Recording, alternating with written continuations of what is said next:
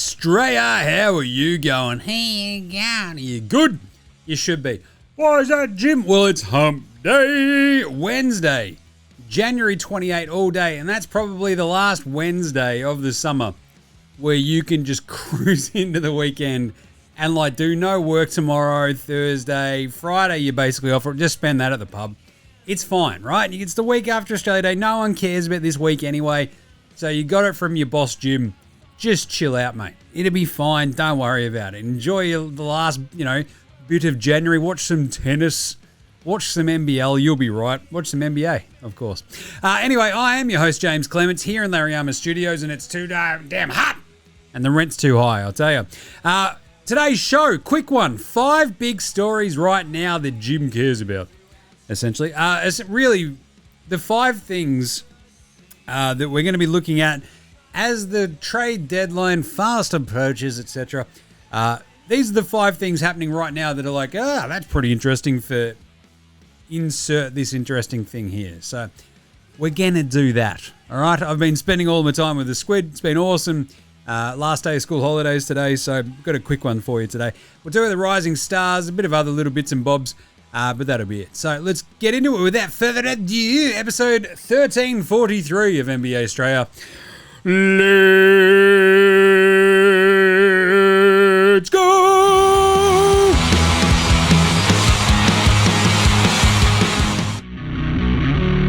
This is Josh Giddey. G'day, this is Andrew Gaze. This is Jack White. This is Joe Ingles. This is Dyson Daniels. This is Chris Anstey. This is Matthew Delvedova. This is Shane Hill. You're listening to NBA Australia. And you're listening to NBA Australia. And you're listening to NBA Straya. And you're listening to NBA Straya. And you're listening to NBA Straya. You're listening to NBA Australia. And you're listening and watching NBA Straya. This is NBA Australia. Let's do it. Watch out for the shark attack. You better watch out for the Lou Dort attack if you're young Jeremiah Zero Fears. I tell you, that dude's got zero fears of getting his head kicked in. Jesus. Of all the people to try to fight in the NBA, Lou Dort is like last for me. Maybe. It might, maybe beef stew. Yeah, Bobby Portis. Now that James Bloodsport Johnson's out of the league and all of his MMA fighting, yeah, maybe it's beef stew, Dort, Bobby Portis, Ron Holland fighting around the world.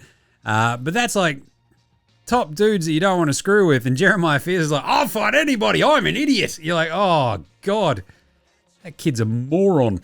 Anyway, let's start today's show. That happened in today's games. We're not really going to talk about the games and stuff because, again, this is sort of like that interceding time period. We'll get into all the games day by day next week again, so that'll all be fine. But essentially, let's start with the Daily Whip Around. There were some pretty fun games today. Like Philly kicked the shit out of Milwaukee.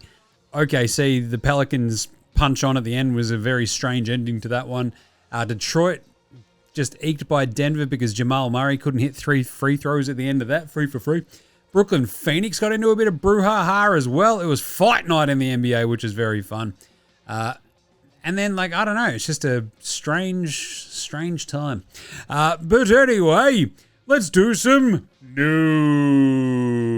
Evan Mobley is out for 3 to 4 weeks with a calf sprain. I'm going to talk about this again in a second, but yeah, the injuries are just getting out of hand. It really is. The 5 big things are very fun, so I'm going to hit on that. Jeremy Sohan, I actually weirdly nailed this the other day. So we talked on Monday, we went through all 30 teams and their biggest trade domino, right? And it's like, whether they have a big trade domino or if there's like a thing that they want to do or they should do. I tried to hit on it a little bit. And Sohan was the dude for the Spurs because I'm like, Black Falcon, he does too much for you. You need his size and agility on the wing. Sohan was like the number 9 pick like 2-3 years ago, is just like flapping around in the wind like an old schlong, just like, what are you doing there, son? Just with really brightly dyed pubes. Anyway, to really extend that metaphor. I really wish I hadn't, Jim. Tell me about it. Anyway, so Sohan has been apparently granted leave with he and his agents to just go find someone to trade for him. And you're like, cool. There's actually a few teams out there that could use a Jeremy Sohan. The thing is, no one's entirely sure what he does well. And that's a problem. And when you're trying to get traded somewhere, if you're not good at stuff, he's got a weird accent. It's like, all right, let's get him in the building. Yeah, it's a bit of a rough one. I'll tell you though, like I don't know how the salaries match up, but the Knicks he would like instantly become a beloved Knick, I reckon. And if they've got Yabu sitting there doing absolutely sweet dick all and wanting a trade to go hang out with his French compatriot, Big Victor Wembanyama, then send Yabu. Off you go. Anyway, other bits and bobs of news. The rookie rising stars stuff happened. What do you mean stuff, Jim? Well, they announced like the actual rising stars pool of players, and they've had the draft where the 4 teams play against each other in a game that no one fucking cares about anymore because we always have to over fucking complicate things now. This used to just be rookies versus sophomores. Now it's 4 fucking teams playing against each other and no one gives a flying shit anymore, including the players, much more so than they used to. It used to be like the rookie game would be like the young dude who was on the rookie team up against the slightly older guys on the sophomore team. The rookie who would make a bit of a splash that All-Star weekend could go off, right? It was always a bit interesting. Kyrie did it. It was all like a fucking thing. And they've just fucked this beyond belief. Anyway, so how did it all go down, Jim? Well, you've got Team Melo. That's Carmelo Anthony. You got Team Vince Carter. Oh, I'll talk about the Allen Iverson thing in a second too. Team Melo, Team Vince Carter, Team T-Mac. Okay. And Team Austin Rivers. One of these things is not like the other. One of these things just isn't the same. You've got 3 all-time superstars and Austin Rivers. How the fuck did he get this job? I know that Doc's beloved, but Austin was a shit basketball player. Oh, but Jim, to make the NBA, you got to be good. Yeah, he got there and he was shit in the NBA. Well, that's what I'm saying. Especially compared to some all-time fucking legends like Carmelo, Team Vince, and T-Mac, right? They've given him at least the G League team. But what are we doing? Anyway, Team Melo is Cooper Flagg, Reed Shepherd, Stephon Castle, Dylan Harper, Zero Fears, Jeremiah Fears, Donovan Klingon the Klingon, and Calamari Boyles. Colin Murray Boyles. Not a bad team. T-Mac has got Connie Nips, Con Knipple, Kalel Ware, who's still out with his, a hamstring. I think he's back soon. Trey Johnson, no one knows who the fuck I am. Alexander Sarr. I like that he's doubled up the Wizards and Melo's doubled up with Spurs. AJ Mitchell, Jalen Tyson, and Cam Spencer. I could have sworn like this, both the Spencers could have been as a package deal. But anyway, Vince Carter's got VJ Edgecombe, Derek Queen, Keyshawn George. I was saying Buzelis, Matthias Buzelis, Igor Damon. I like that he's got the weird named ones. And Cedric Coward and Jalen Wells, he got the pair of Grizzlies. That's just weird. And then Austin Rivers has got fucking the G League team, which is Sean East, the second, Ron Harper Jr., which is like the other Harper. Brutal. Elijah Martin, Yannick Niederhauser, Tristan Newton, Young Hansen, and yeah, what are we doing? Oh, you play a mini tournament where Team A plays Team B and Team C plays Team D, and the winners play each other in the last game. Why? Just fucking why? What are we doing here? What an absolute shit show. Tell you what. Anyway, and that's kind of like the last little bit of news. Now, the Allen Iverson stuff. It's fucked. And it's a lot of interesting sort of conjecture obviously flying around about why the NBL would do this. And the NBL basically glommed on, chucked him in Hoopfest because he's going to be out here for some other stuff anyway, right? And so they went, right, we'll throw a bunch of cash at him and, you know, get him to do some official stuff. And their last few runs with bringing out like 90s, thousands NBA superstars that everyone fucking like loves, Scottie Pippen, Melo, Ray Allen, like went down awesome, right? those guys are also front-facing, amenable superstars, if you know what I mean. Like, they're all gregarious, happy to be on camera, have been in front of the media plenty since they've retired. And folks expecting Allen Iverson to be like glad-handing fans, hanging out, being really gregarious, being on, being cool with being fucking harangued by a million different, media opportunities and shit like that, have very clearly not paid any attention to Allen Iverson's entire career, right? And the stories then coming out about him fucking just dogging some cancer kids. Like, what are we fucking doing here? AI, there's no excuse for that. Like, they're kids with fucking cancer, mate. Like, just step up, say g'day, sign some shit. Like, really? Is it that much of a fucking impingement on your day to give up some time to hang out with some kids with fucking cancer? That's insane. Do you know how much of a fucking piece of shit dickhead you have to be to like act disinterested around kids with cancer? That's fucking beyond the pale. But on top of that, like no showing other events, and it sort of feels like he was back to back across a bunch of shit and just went, nah, fuck it. And again, I'm not surprised. It's Allen Iverson. Like he's not an indoor cat. Like he does his own thing. Right? He's off. He might be out there killing the native wildlife, that sort of shit. He's out there punting fucking quokkas. I don't know. But even Jace Kadey's like thing about like the hanging out with like all the sponsors and shit, like on a private fucking trip, and him just going, nah, this fucking sucks, and piecing out. Yeah, again, this is what Allen Iverson, like this is as advertised. I don't know what folks expected otherwise. So yeah, I mean, it sucks. I love AI. I think we all fucking love AI. Like the small dude overcoming everything, going to the finals, MVP, scoring champion. But yeah, I don't think we're all like, if you're under the illusion that he was going to be fucking spending his entire time being really easy to manage and being really fun to beat. No, it's not Allen Iverson. Come on.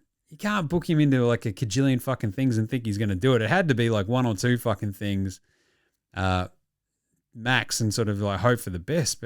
And here we are. Anyway, it fucking sucks for all the kids who missed out, all the fans who got fucking stiffed at like Culture Kings and shit like that with no shows. But fucking seriously, the cancer kids thing, like you are just a bit of a fucking shit human being at that point. So yeah, rough as guts. It's brutal. And I love it. It's like people go, I'm just so disappointed. It's like, again, yeah, it's shit and it's disappointing, but by the same token, it's Allen Iverson. Shh. You got to come into this with a very low set of expectations. And the cancer kids thing, like even went below that, but fucking hell. Oh, yeah, that's just horrible shit. I do like that they're trying to figure out ways to sort of help out those kids with cancer and their families a little bit now. Shout out Pleb and Halls and Co for trying to get that fixed. Anyway, hey, on a fucking happier note, let's talk about some fun shit, Jim. Okay. The 5 big things we're looking at right now, the 5 big stories right now that we're just like, what's going on here? I like doing these ones. We've done this a couple of times this season. They're very fun. Number 1, injuries. Yes, injuries are bad. We all understand this. But really, it's injuries and their repercussions and how those injuries affect what those players' teams will do at the trade deadline in this upcoming offseason, what it does for their outlook for the rest of this season. And as we just keep fucking adding names to this list of injured stars, it throws everything just a little bit fucking sideways, right?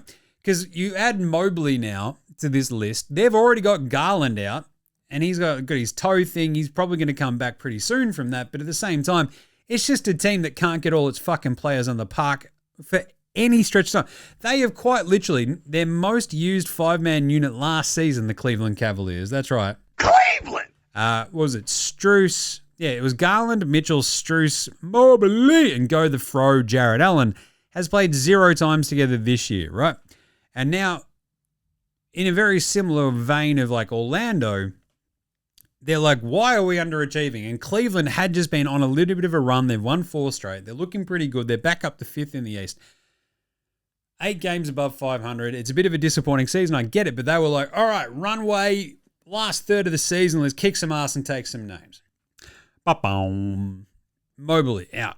Calf strain. Just fucking sucks, right? So what does this mean they do? And like, we'll talk, the 5th big thing here is like trade stuff, right? And the Cavs are like the most fucking over the apron, second apron team there is in the NBA. So they can't do a fucking thing. What they want to do is cut salary probably. And even then it's really hard to do that when you're over the apron because, as I'll talk about later, the CBA is fucked. But Cleveland, the repercussion there for them with Mobley being out is like, what the fuck do we do? Oh, God, I guess we've just got to ride this out for like another month and then hope that like after the All-Star break, we can just fucking use the last 5 weeks of the season to get right and get pointed in the right direction. But the other injuries, Giannis, that's obviously a big one because the Bucks are sitting going, well, fuck, what do we do now? We're going to look like dog shit. Giannis is going to want out. And we're going to be hard up against trying to trade an injured superstar who's now dealing with like seemingly ongoing calf issues. Not great. The Bucks are an absolute mess without him as well. And they can still kind of half tank because of like the weird way that Pelicans, Pelicans, Atlanta, Milwaukee draft pick sort of thing goes around, but where they just get like the shittest pick out of all of it, right? And I don't know, but the Giannis injuries means that they're just sort of stuck in this no man's land of like, well, what the fuck do we do here? And same goes for Ja, and same goes for Dallas. And that's the thing, these injuries sort of compound mistakes you might have already made or moves you might have already made that leave you sort of a little bit bereft. Memphis at least got 4 picks in return for Desmond Bane. But now Orlando, again, they're so injured all the fucking time. Franz Wagner comes back, is out again. Suggs is now back, but who knows how long that's going to last. They just can't get any clear runway. The Grizzlies, with his elbow injury, who knows how long Jar's going to be out with that. He's just wildly injury prone. No one's going to trade for an injury prone point guard who can't fucking shoot anyway. So what do Memphis do? Do they go, fuck it, do we trade Triple J? Like, these are the repercussions that you're just like, Jesus. Injuries make this so much more complicated. Anthony Davis, same sort of vibe. I'll be out 6 weeks and I'll just rest my thumb, right? Kind of vibe. Odd stuff, but here we are. And you just keep adding to the list of injuries, just sort of throwing a fucking spanner in the wrench for these teams. Jokic, Booker, Tyler Hero, J-Dub, Garland, Austin Reeves, Franz Wagner, Trae Young, KPJ, Aaron Gordon, Jalen Green, the Extreme Zinger-Meal. Jimmy Butler. Like, you just keep going down the fucking list of injured stars or star-adjacent players, and you're like, it's fucked. So this is the thing. Just keep an eye on all this and how teams are approaching this trade deadline and, obviously, the last half of the season going, what do we do? Are we good? We don't know. Because you look at the top of the standings on both East and West, and you're like, cool. The Nuggets have been absolutely incredible in negotiating this time without Jokic. He looks like he'll be back in within a week or so. Without Gordon, without Christian Brown, etc. It's just fucking chaos. OKC are missing like half their team at times as well, and no one's talking about that because they're still stomping teams. But they're now 38-10. But anyway, but the injuries have really, really, really complicated this for a bunch of teams, and it's really fucking strange. And the flip side is injuries where the player might come back. Jason Tatum. Like, do Boston go, fuck it? You know, we shed a bunch of Jrue Holiday Extreme Zinger-Meal salary to get under the second apron. Is our trade deadline acquisition going to be fucking Jason Tatum? Right? And it kind of looks like it will be. I don't know if they should do that, but hey, I'm not a medical doctor anymore. Anyway, So yeah, injuries, number one, just keeping an eye on all of this and what it means for each of their teams, for each of these stars. It gets fucking crazy very, very quickly. Like the Grizzlies are in this weird fucking position with a bunch of young dudes, with Ja, with a really good draft coming up. What the fuck do they do? AD, the same thing goes for Dallas. Like, they're currently sitting in 11th. They're 19 and 27. It's going to take a bit to even fight into the play-in. They probably shouldn't, but also Cooper Flag is really good, so it's a really fucky situation. Do they bring back Kyrie at any point? Probably not. I reckon they just sit on their hands, let AD come back, see what they've got next year, and away you go. It's just a really strange situation. Number two, big things we're looking at right now. The Philadelphia 1, 2, 3, 4, 5, Sixers. Yeah, it's weird. Because they're 25 and 21, and they're 6th in the East. They had a couple of weird losses over the weekend. So if I had have done a weekend winners and losers the other day, they lost to the Knicks in a really close one. They lost to the Hornets, who are just fucking obliterating teams, and I love them. They beat the Rockets, though, before that. And they kicked the shit out of the Bucks today. But the biggest thing for the Sixers and why it's an interesting storyline, despite them being 4th in their own division behind Boston, the Knicks, Toronto, is that, as a 6 seed all of a sudden, they're kind of cruising, and Joel Embiid is getting better and better and better and better, and so is Paul George. It's not bad if you're a Sixers fan all of a sudden. Embiid, I think, over his last 13 games, he's hit over 30 points 7 times. He's gone for, I think, 4 straight up until today when he had 29. He's averaging 29 points a game, 8 and a bit rebounds, 4.5 assists in 34 minutes a game. He's making over 52% of his shots.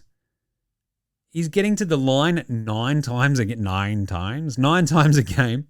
He's shooting like shit from downtown, but he's been unreal. And then today, Paul George drops 32 as well. Embiid went off in the first half. They kicked the flying shit out of the Bucks. And you're like, hello, what's going on here? Well, first off, the Bucks fucking suck. But the surging Sixers is another thing to keep an eye on. Because at 25 and 21, they're 13 and 13 at home. They play the Kings up next. And their last little bit, the next little bit rather, they play the Pelicans. They play the Clippers. They play a Golden State team, Lakers, Phoenix, Portland on a road trip. So they go Clippers, Warriors, Lakers, Phoenix, Portland on the road trip. Come home for a New York Knickerbockers of New York City primetime game. Then it's the All-Star break. They come back from that, Atlanta, New Orleans, Minnesota, Indy, Miami, Boston. You're in March, and suddenly you're kind of just floating around going, oh, I don't feel too bad about this. And then they got a couple of easy ones down the stretch as well. I don't know. They're a really fascinating team. I think it's hilarious. The Sixers, VJ Edgecombe, Maxey going off their heads, the 2 old veteran stars. I kind of love it. They got Jared McCain going today, so just fucking, I love this story. The surging Sixers. Number 3, the floundering Orlando Magic. A story I don't like as much because I love the Magic coming into this season, but they just can't stay healthy. It stinks. It stinks. They got their ass handed to them by the Cavs the last 2 games. They got absolutely shit pumped by the Hornets. But again, this is the thing. The Hornets are just shit pumping everybody, including like OKC. They got killed by the Grizzlies. Like it's looking pretty bad, man. They've got a Battle of Florida up next against the Miami Heat. And it sort of doesn't matter if Paolo goes off. It really, I don't know what it is about this team. Like Paolo can go off, or Franz can go off, or Bane can go off. But if they don't have all of their dudes, they look like shit. And they just are wildly mediocre. Today, Jalen Suggs went 2 for 13, putting his hand up for Spud of the Night, which obviously very much balances out the 37 for Paolo Banchero. And they get smashed by the Cavs, who lose Mobley. And you're like, what the fuck, man? Just like, what the fuck? There's just so many of these games now for this Magic team who are 23 and 22.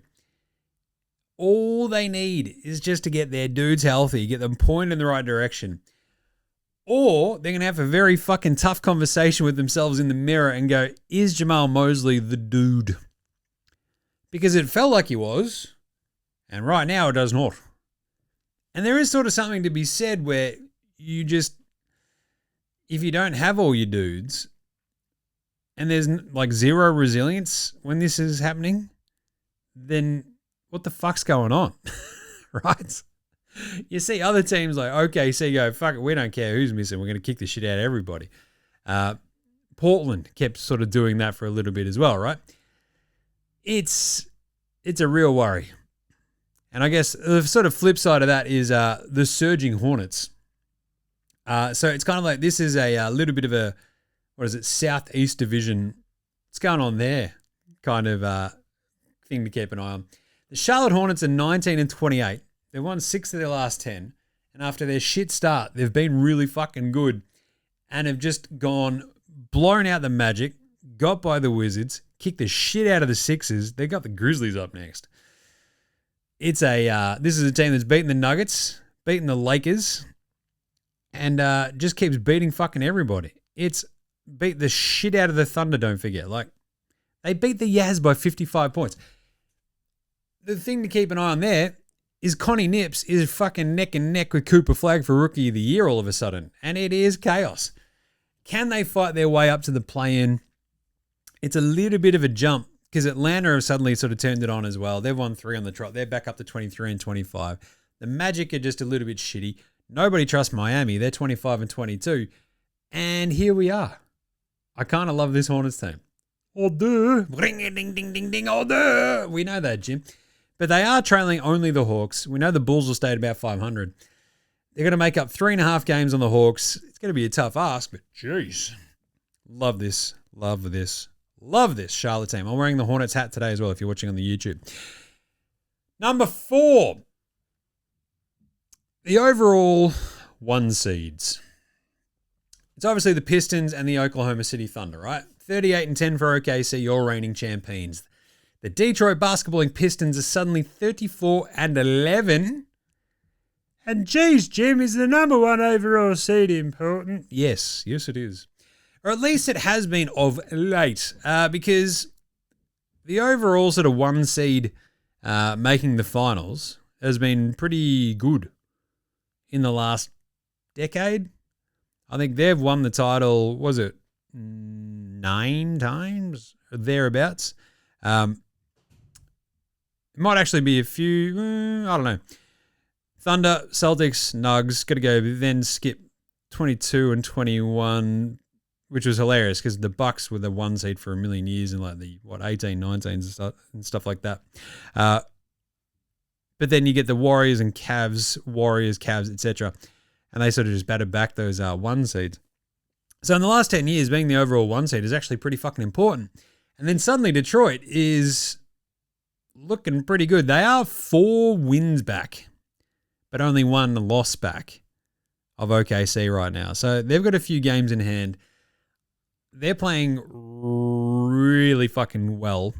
So I'm just saying, keep an eye on your Detroit basketballing Pistons and keep an eye on the Thunder and their...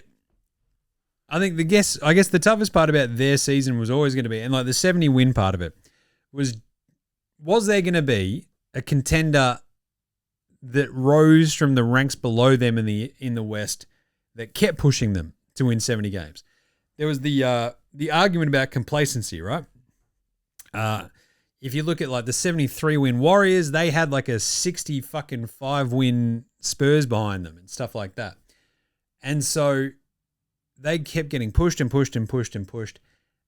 Thunder's kind of happening as well, but the Spurs and the Nugs are only like, 6 games back of them at the moment.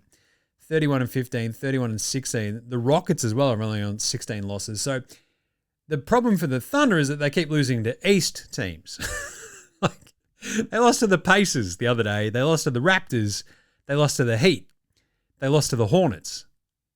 It's literally their last 4 losses. So it's not actually even those West teams that you think would be hunting them or were like comparably pretty good, like the Spurs around the NBA Cup and Christmas Day games where they've beaten back-to-back. No, it's just the weird, shitty East teams that come out of fucking nowhere and OKC are like, what the fuck is this? What are they doing? Oh my God, are we losing? Anyway, so keep an eye on OKC. Keep an eye on the chase for the 1 seed in the West as well. If any of those other teams underneath them can make a bit of headway, it's going to be really fucking interesting because I think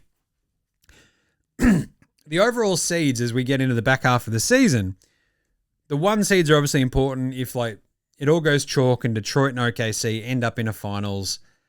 It'd be pretty chaotic. It'd be very, I don't know, pretty fun. 2 very differing styles. Probably some punch-ons. But the West very clearly has that top tier, I think, of OKC, Spurs, and Denver. And then you got Houston knocking on the door going, can we come back in, please? But they're sort of scuffling around not knowing what the fuck's going on. Then there's the Lakers and the Suns and the Wolves who are right there as well with them. And then you got the flawed other shitty sort of play-in, wannabe playoff teams like the Warriors, the Blazers, and the Clippers, maybe the Mavs. So you've sort of got this really interesting strata being like sort of shown out in the West. Whereas the East, it very clearly is like Detroit, Boston, Knicks, Raps, and you're like, all right, what's going on with the Cavs? Don't know. What's going on with the Sixers? Chaos. Are the Heat good? Don't know. Orlando? Right. And it's just the drop-off is really strange and really weird. So maybe the Pistons sneak out a few more extra wins here in a weirdy, fucky East up against like maybe the Thunder drop a couple extra ones. So seeding is going to be crazily important down the back end of this season. And it's also why they should extend the NBA Cup to get everybody sort of like just fucking G'd up for all this sort of shit and keep it riding into like February, March where the regular season actually fucking matters because it should and it does. Anyway, seeding and the overall number 1 seed is number 4 to keep an eye on. And number 5, the trade deadline. And why it probably will suck. And the biggest thing might just be like Kuminga to Miami so the Warriors get Andrew Wiggins back. Right?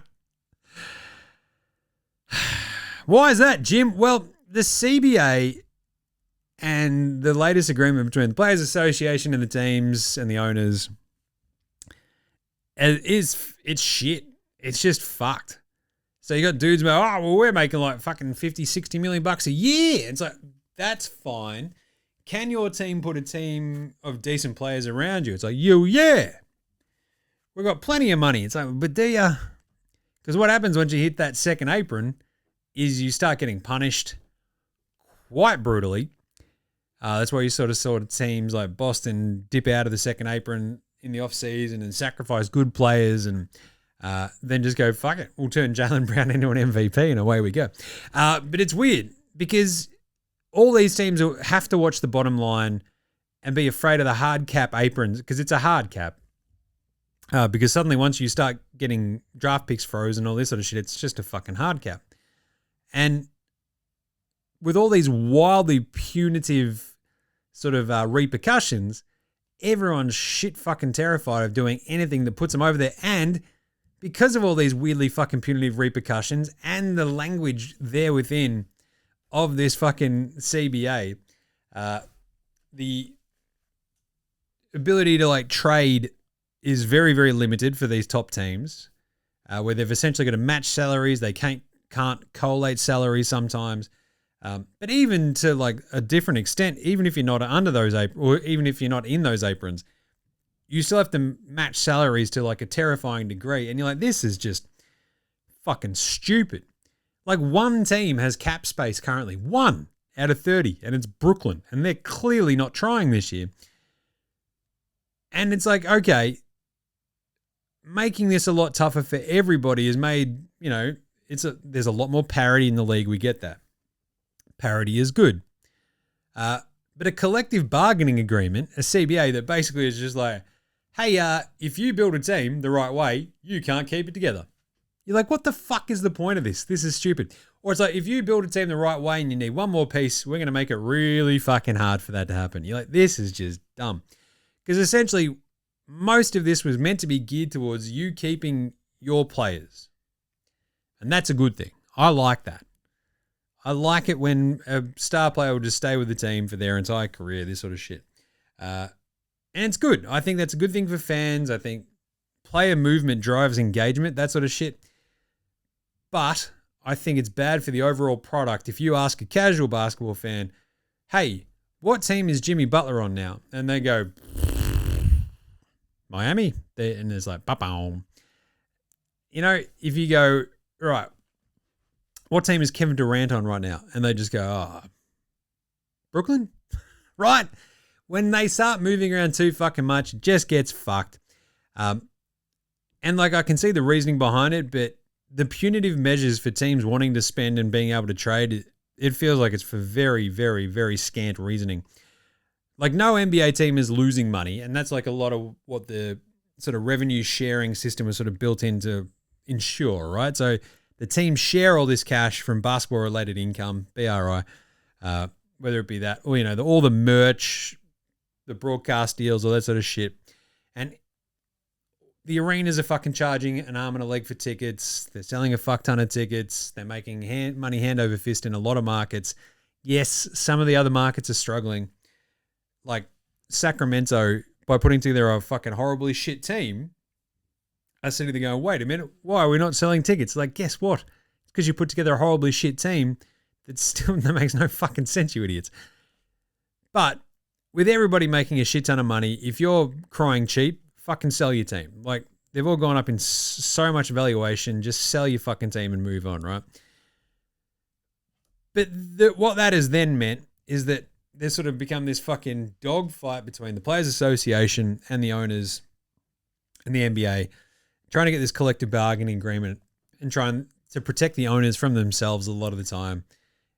And the players have gone, well, we get heaps more money. It's like, yeah, but now there's like stars who make a shit ton of money and all the rest of you are kind of like relatively, compared to like the stars, getting like depressed dollar values now. And it's just going a bit fucked on you. And the Players Association just sort of fucked it for everybody. The owners obviously will always try to fuck it for the players. That's what they're doing. But the other thing that sort of what's all this meant is that the CBA made it really, really fucking hard to make trades. And they want to keep players in the one spot, fine. But it also just means that you get these trade deadlines that you go, well, we still sent the guy that we fucking had as our franchise face for fucking years and years and years, Trae Young, we've just sent him to Washington for fuck all in return. You're like, oh, God. The other part is the devaluing of and overvaluing at the same time of draft picks. It's like ruin the draft pick market where they're at once overvalued, where it's like, oh, we've got to get some really good draft picks out of a trade now. But also other teams have like given away 4 draft picks and like swaps for years and years and years. So when you're trading 5 picks and like another fucking 3 swaps for Mikal Bridges and 4 for Desmond Bain and Kevin Durant, and fucking the swaps and machinations on it just make it way more difficult for a lot of these teams to do any trades. And then you've still got like dumb teams like New Orleans going, we want Derek Queen, so well, you can just have our first round pick next year because we'll be good. It's like, narrator, they were not good. Anyway, you need a degree to sort of follow some of this shit. I think that's another big problem. The swaps and machinations behind all these draft picks, that's detrimental to A, making trades, because if you don't have your picks, or if your picks are tied up in other swaps, or the conditions of like, well, if this gets fucking conveyed here, then this conveys to them, they get this and you get that one. It's fucking stupid. So it makes it A, hard for trades, and trades drive engagement and interest. We get that. We understand that. And B, it's detrimental to people understanding what the fuck is going on. And this is the thing I wonder about with the NBA a lot of the time, is like the casual fan understanding what's going on with their team at a fairly basic level is really important. And if you suddenly have a casual fan go, so why can't we trade a draft pick for this guy? Or even 2 draft picks? That seems like a lot. And you have to have some fucking dork-ass nerd go, well, you see, it's because it's wrapped up and then we swap with a pick with this one, and then we're able to pick this one in this year, and you can't trade 2 draft picks back-to-back in consecutive years. And it's just like the casual fan will just want to hit that fucking dork-ass nerd in their head and call him like a latte sipping lefty or something for using big fucking words. Like, what are we doing? If we're getting to that point, then you've fucked it.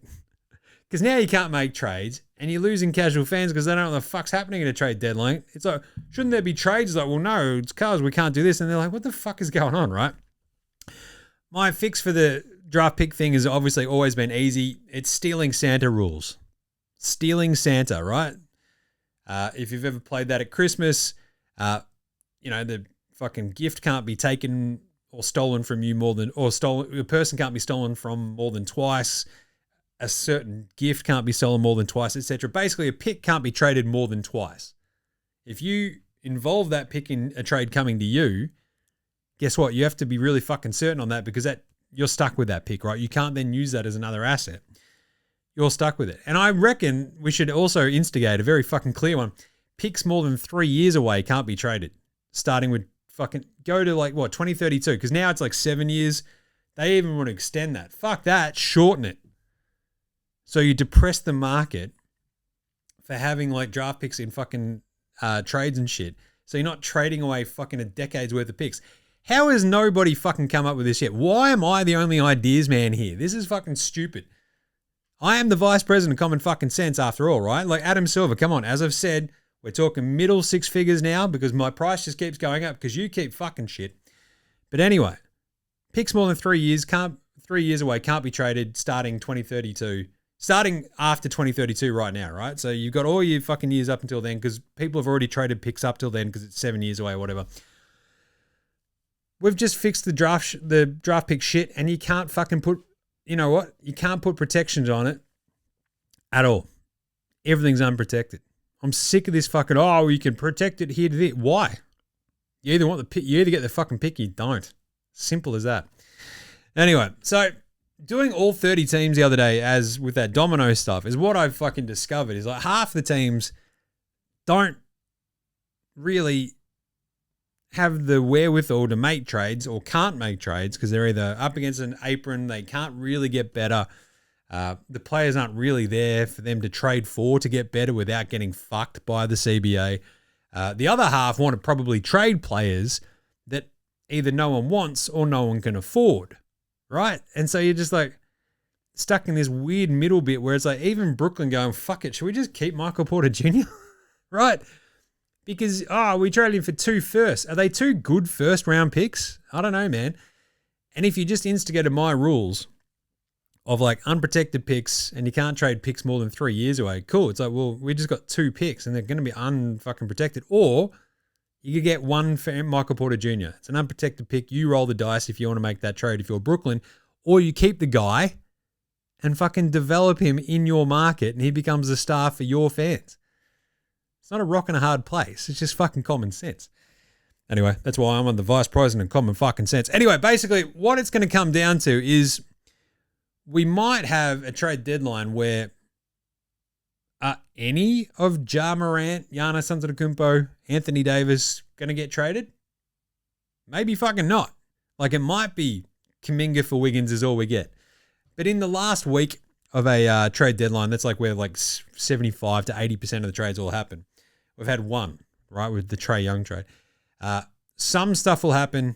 I don't know if we're going to see all these dominoes, and that's the biggest shit right now to keep an eye on. So there you go.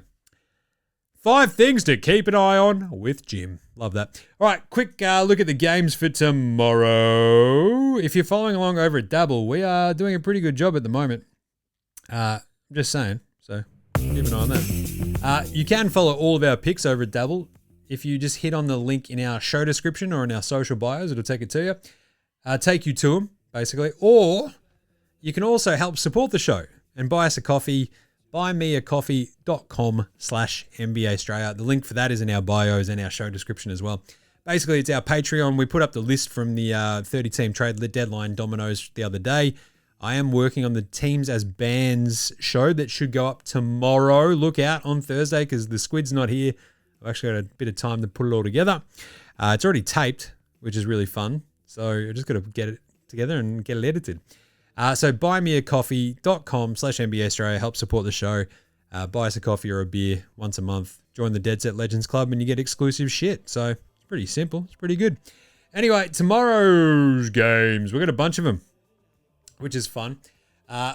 We have LA at Cleveland. That's right. LeBron James is coming back to his old stomping ground. The Cavs are 3.5-point favorites. No, thank you. I'm going to go the Lakers plus 3.5. LeBron and Luka, look out. Up against the Cavs. Donnie Mitchell has been absolutely playing off his head, but without Mobley, maybe a hobbled Garland, we don't know yet. I'm going to go the Lakers. Chicago at Indy. Love this.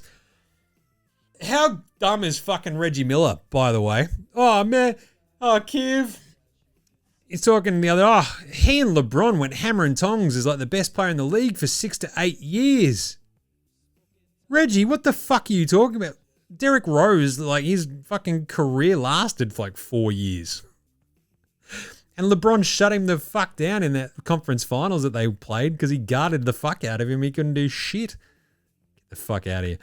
Reggie Miller, what a dipshit. Anyway, Chicago should beat Indy. They're only 2.5-point favorites. Indy have been pretty feisty of late, but I'll still take the Bulls on the road. Atlanta at Boston, that's a fun one. The Hawks, 6.5-point underdogs in Boston. I think I might take that. That's a really fun game. The Hawks, as I said, they've won 3 on the trot. I reckon they can kind of keep that one close. They're a strange team, the Hawks. A strange team. They've beaten the Pacers, the Suns, and the Grizzlies their last 3. They lost 4 straight before that. Yeah, I'll take the plus 6.5 though. Orlando at Miami in that aforementioned Battle of Florida. The Heat are 2.5-point favorites against the Magic. I'm going to say with Suggs back, Paolo back, still no Franz, Anthony Black playing, I might go the Magic. You've got Norman Bam for Miami. I just don't know if it'll be enough. I'll take the Magic men plus 2.5. Something stinks in Orlando, but this might be the one game where they can sort of go, I think we're better than this team. Come on. The New York Knickerbockers take on Toronto. That's a fun game as well. Up there in Canada, the Raps are 1.5-point favorites at home. I'm going to take the Raps. God, they're playing good. They're so deep. They're so feisty. I'm going to go Toronto. Charlotte at Memphis. That's a bloodbath. I'm going the Charlotte Hornets minus 2.5 in Memphis.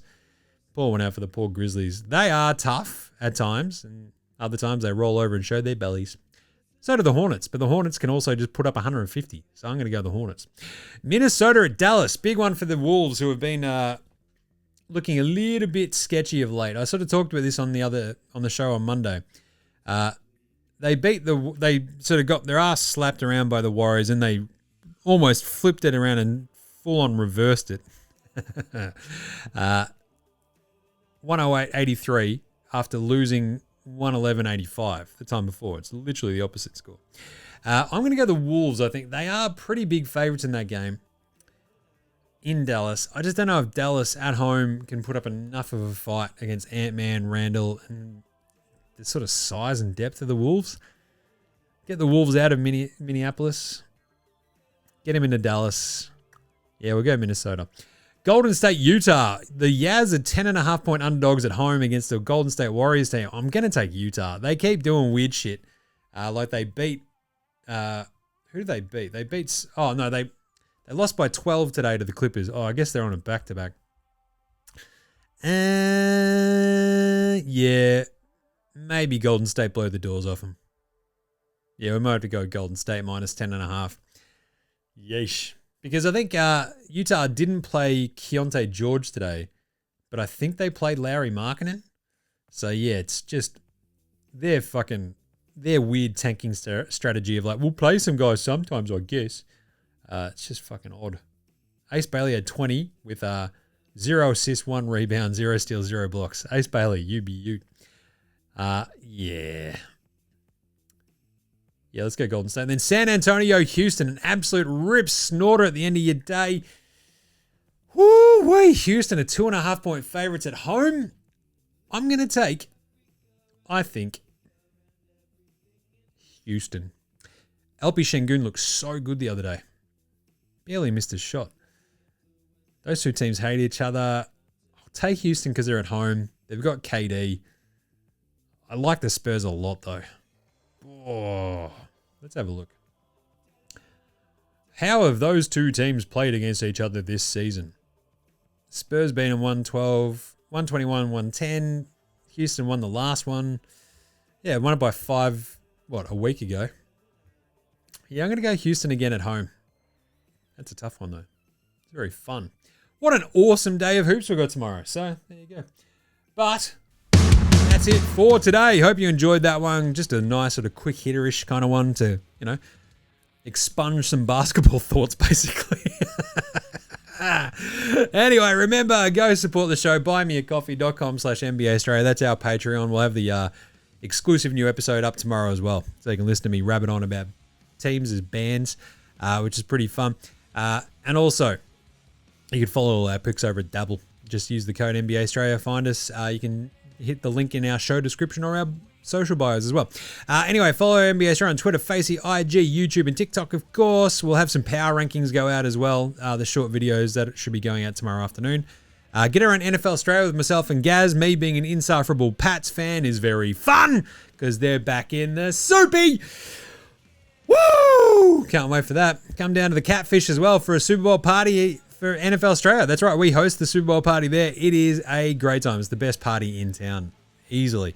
We usually do a live stream of the party hanging out, but I think this year we're just going to hang the fuck out and watch the game and party hard. So anyway, rate, review, star, subscribe across all of those shows, as well as Jim Does Supercoach, which is our Supercoach show. The NBA Supercoach stuff is really, really difficult, really pretty crazy, right? You got to cram it in on a Monday, a really quick deadline turnaround lockout this week. So hopefully you listened and hopefully you made some good moves. I felt okay about some of mine, so you better go listen to the show. But it's really fun talking about Supercoach. We are talking about maybe doing a AFL one this year as well, so listen in, see if I do it. Rate, review, star, subscribe across all of your podcast apps on all of those shows. Big thanks go to From Oslo for the intro and outro song, as well as Househats, Josh Laurentiis, Fascinating Goldmines, Ramshackle Army, Iowa Sextra, Drinking Green, and Dozers, there behind all the tunes you hear. So smash them on your music streaming platform of choice, or just buy their stuff from my Bandcamp and stuff. But that's it. Nothing at the end of this one. I've got to get out of here. So we will catch you. If you are a Patreon subscriber, you'll hear if you go to buymeacoffee.com/NBA Straya, that'll go up tomorrow, I hope. All things being equal, it'll go up. It'll be fun. Also, otherwise, we'll just do a show on Friday. And then we'll be back to the regular scheduled programming next week. So that'll be fun. All right, we'll catch you tomorrow for the subscribers and Friday for everybody else. Catch you then, you dickheads. This is NBA Straya saying, look after yourselves, would ya? And later, hoses.